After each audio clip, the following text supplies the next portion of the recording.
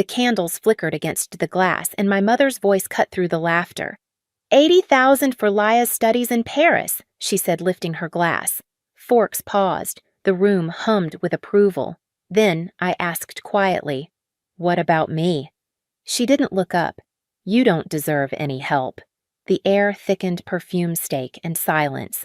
I smiled, nodded, and let the moment burn into memory. That was the last dinner I ever attended. 4 years later, when my sister's car slowed outside my $5 million house, she called my dad crying, and none of them knew what I'd done to get there. When I was 10, birthdays meant sitting at the edge of someone else's spotlight. Laya's cake always came with cameras, confetti, and a speech about her potential. Mine came with a bus pass and a lecture about independence. I remember the bus driver's name, Henry. He used to wave every morning as I climbed on backpack heavier than my shoulders could handle. The seat beside me was always empty. At home, everything revolved around performance. Mom measured love in results. Dad measured it in returns. When Laya joined the debate club, Mom called it leadership. When I joined robotics, she called it a hobby, not a plan. She'd walk into my room, wrinkle her nose at the tangle of wires and code scribbles. "Try something people actually notice, Alice." Leia got the newer laptop, the bigger room, the family's attention, like a steady spotlight. I got the quiet parts, editing her essays, fixing her phone, running errands in the rain. Mom said I was helpful. Dad said I was practical. Neither of those words felt like love. One summer, I won a local coding competition. I printed the certificate myself because the email said, "Congratulations, your project ranked first." I showed it to Dad while he was fixing the sprinkler. He squinted at it, nodded once, and said, "Well, that's a start." Mom never asked what the project was. Laya posted about her Paris exchange interview that same night, and the comments filled our family group chat until my phone died from the notifications. None of them were for me. Dinner conversations always circled back to her. Laya's professors, Laya's grades, Laya's charm. If I spoke, Mom interrupted with, "That reminds me, Laya had the same idea last week, so I learned to let silence do the talking. It hurt less than trying." By high school, I'd built a small app that tracked bus routes for students without cars. The local paper called it a clever idea. Mom called it time you could have spent networking. She clipped the article, but only because my last name was printed under the title. At graduation, they sat front row, perfect smiles, pastel outfits. Laya cheered for a friend across the aisle while my name echoed through the auditorium. No one stood. I remember clutching my diploma like proof, not pride. That night, Mom hugged Laya and said, "I'm so proud of both my girls, especially you, sweetheart." I smiled because the camera was on. Later, alone in my room, I pinned the bus pass above my desk, right next to the certificate no one cared about. The rain outside hit the window in slow rhythm like a metronome keeping score. That was the night I understood the math of my family. Laya equaled light. I equaled silence.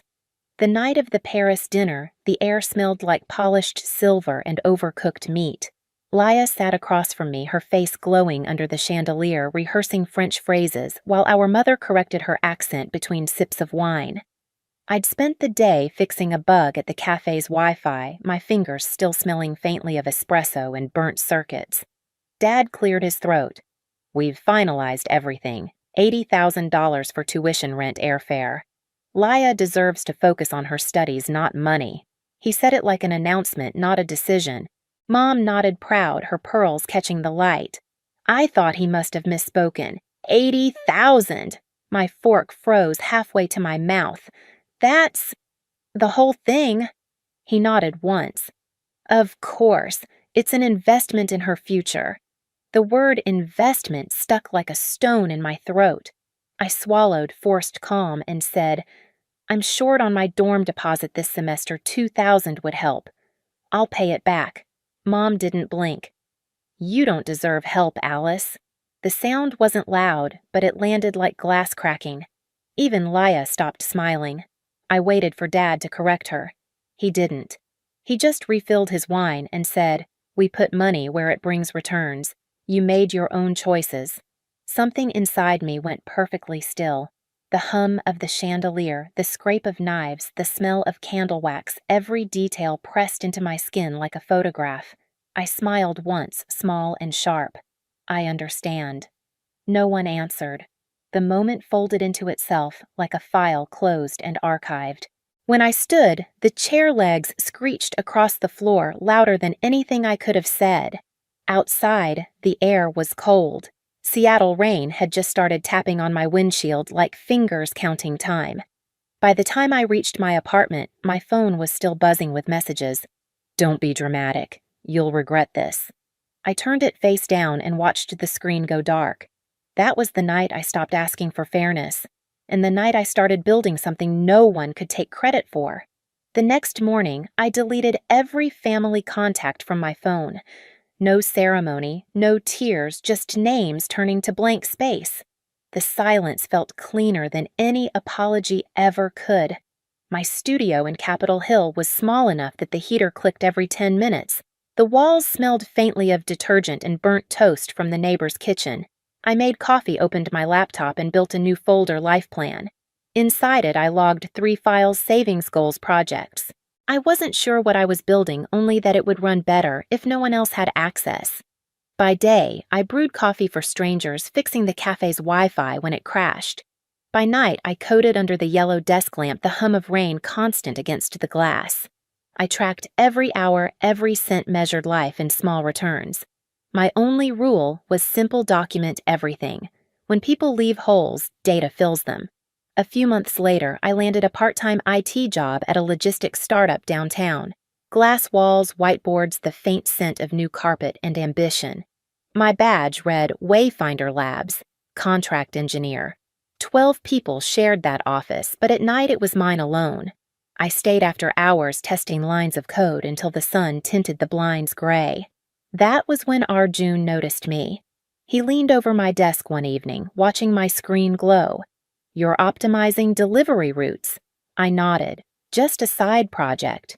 He smiled. "Then make it your main one. If it works, we'll pitch it." We did. 2 weeks later, Wayfinder Labs had a prototype and a name for the module Wayfinder. We tested it with small businesses, coffee shops, bakeries, flower deliveries. Each data set I cleaned felt like reclaiming a piece of the control I'd lost at that dinner table. I kept everything: notes, fuel logs, emissions reports, client emails. When the pilot succeeded, Arjun called it innovation. I called it proof. Zoe, my roommate, sometimes dropped by the office with takeout. "You're obsessed," she teased, handing me a warm paper bag. "I'm building distance," I said. She raised an eyebrow. "From what?" "From permission." The months blurred into graphs and quiet victories. My therapist, Dr. Monroe, taught me the vocabulary for what I'd lived through: conditional love, emotional invalidation. "Your parents didn't reward you for being good," she said softly. "They rewarded you for being useful." I nodded. "Then I'll make usefulness my own." By the end of that year, Wayfinder became more than code. It became a voice I didn't have to raise. Numbers spoke. Reports replaced arguments. When the company offered to spin it into a startup, Arjun made me CTO and co-founder. We signed the papers in a glass conference room overlooking Lake Union. Rain streaked down the windows like slow static. I signed my name without shaking. Every milestone I logged. Every invoice I tagged. It wasn't paranoia, it was architecture. Control had shape, and I could finally draw its blueprint. The next 3 years were a blur of expansion and quiet triumphs. Wayfinder grew from 2 desks to 2 floors. Our emissions cut model hit national news. An angel investor backed us after seeing our pilot data. I didn't buy new clothes or post about it. I still wore the same gray hoodies and tied my hair the same way. But I upgraded the laptop and kept the old one in a drawer like an artifact from a different version of myself. One evening, as I cleaned out that drawer, I found the torn note I'd written after that dinner. "Call Mom," crossed out hard enough to rip the paper. I ran my finger over the tear. Then I folded it neatly and filed it under Archive. Lessons. 4 years passed like that, quietly, steadily, until one small notification changed everything. The real estate app pinged with a new listing: a lakeside home in Medina. I clicked out of curiosity, then didn't stop. The house was minimalist, all glass and wood facing the water. It cost $5 million, the same number that had once sounded impossible. I bought it. No co-signers, no permission, no shared names. The morning I moved in, the air smelled like wet cedar and new beginnings. I set my things down in the empty living room, then hung one item on the wall, the green bus pass from my 18th birthday, framed behind glass. Beneath it, I wrote in small type broken roots better paths. For the first time in my life, silence didn't mean absence. It meant peace. Some nights I'd stand by the glass wall, watching the rain trace its slow lines down the window. My reflection was faint, almost ghost-like, but solid enough to trust. The house was still, except for the hum of the washing machine in the distance. I'd think of my parents sometimes, not with anger, just curiosity. Whether they still believed that worth was something to invest in. Whether they ever wondered about the daughter who'd stopped asking for help. Then I'd close the laptop, check the payments, and shut the lights one by one. The lake outside shimmered in silver. This time I wasn't running from their silence. I was mastering my own. It happened on a Saturday. Sunlight slipped through the wide glass panes, turning the floor into strips of gold. Ethan and I were about to leave for the farmer's market when my phone lit up with an unfamiliar number. I almost ignored it. Almost. Then instinct made me swipe. Alice. It's me. Laya. Her voice trembled, scattered between breaths. I just drove past Medina. Your name's on the gate. Do you really live there? Outside, the sprinklers clicked in rhythm with her silence.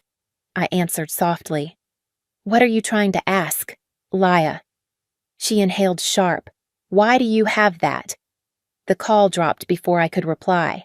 I stared at the screen until it dimmed, reflecting the faint outline of my face against the glass. Within an hour, messages started pouring in: Mom, Dad, Aunt June, Grandma. All names I hadn't seen in years. Each voicemail carried the same shape of desperation wrapped in different tones. My mother's voice first polished and performative. Laya said something unbelievable, darling. Call us. She's upset. You can't let jealousy divide this family. Then, Dad's measured and heavy. Maya, it's your father. Let's talk as adults. We're still family. That word again. Family. It always arrived when they needed something. By evening, a courier delivered a letter. Cream paper, expensive handwriting, Elaine Collins. The first line pretended warmth. Laya's expecting. You'll be an aunt. Maybe it's time to heal. Then the calculation unfolded. Your father's been struggling with work. The roof needs repair. Family supports each other. And the final line perfectly sharpened. I know you're not a cold person. I folded the paper once, twice, until it fit neatly into the trash. That night, I didn't cry. I didn't even get angry. I just reopened my old therapy notes, the one labeled Boundaries. I wrote a new line. They don't miss me. They miss the role I used to play. 3 days later, I sent 2 letters.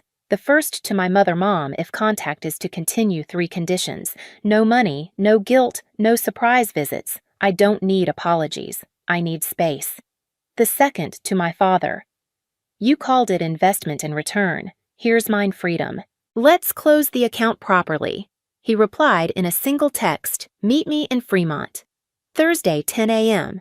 The cafe near the bridge smelled of rain and burnt espresso. He arrived on time coat, still pressed eyes dimmer than I remembered.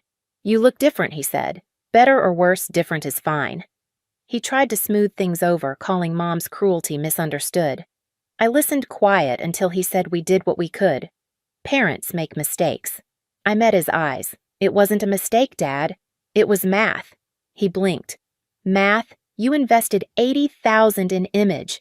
I built value out of nothing. The difference is honesty. He didn't argue, just stared at his untouched coffee steam fading into nothing. When I left, I said, you don't owe me anything. That's the point. A week later came the Gala Seattle's annual education fundraiser. Wayfinder Labs was sponsoring the new STEM scholarship. The hall shimmered in gold, the air thick with perfume and conversation. Ethan squeezed my hand. You ready? I nodded, spotting them before they saw me, Mom in pearls. Laya in pale blue, her pregnancy softening the sharpness of her face. They approached, smiling for the crowd. Mom's voice was honeyed steel. We came to congratulate you. You've done so well. But remember, success means giving back. Laya's preparing for the baby, and your father still needs that roof. I let her talk. Then I turned to the host and said calmly, excuse me. A stage assistant appeared with a pearl white envelope I'd prepared earlier. I took the microphone steady. Tonight, I'd like to make a personal contribution, $80,000 to fund scholarships for young women told they don't deserve help. The hall fell silent. Then applause broke rolling like thunder. I looked straight at my mother. You once called it an investment, I said softly. So do I. Her smile cracked. Dad, who had just entered, froze mid-step. The spotlight hit the check, $80,000, signed by Alice Collins. It glowed under the lights like quiet justice. When the applause faded, I walked off stage past their stunned faces into the cool Seattle night. Rain had started again, thin, steady cleansing. After the gala, I didn't post a thing. No photos, no captions, no statements. Silence spread faster than any headline. The next morning, the city was washed in mist. I stood by the lake barefoot on the cold wood deck, the water silver under the soft rain. My phone stayed inside, face down. It hadn't rung since that night, and for once, that silence didn't feel like loss. It felt earned. Inside the house was still. Ethan brewed coffee in the kitchen, the scent mixing with the faint hum of the washing machine.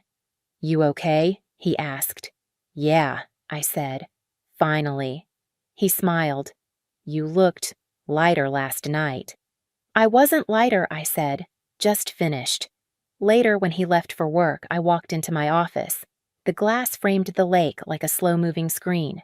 My desk was clean, only my laptop, a mug half full of cold coffee, and the small glass frame on the wall. Inside it, the green bus pass. The one they once said meant responsibility. Now, it meant freedom. I opened my journal, the one from therapy, and wrote the final entry. They taught me that love has to be earned. I learned that peace doesn't. Outside, a heron crossed the water. I watched it disappear into the fog wings, beating slow and sure. I thought about everything that had led here, the quiet nights, coding under flickering lights, the rejection disguised as advice, the endless need to prove worth, and how none of it owned me anymore. In the distance, thunder murmured somewhere beyond Medina's calm. I closed my laptop, turned off the lights, and sat by the window listening. The rain no longer sounded like the night I drove away. It sounded like the life I chose instead. They once told me I didn't deserve help. Maybe they were right, because what I needed wasn't help. It was distance, silence, and time to build something that couldn't be taken away. Now, when the rain hits the glass, it doesn't sound like sorrow anymore. It sounds like proof. If you've ever been told you weren't enough, remember this: sometimes walking away is the loudest answer you'll ever give. And if this story stayed with you, don't scroll yet. Tell me where you're watching from. I want to know how far silence has carried you too.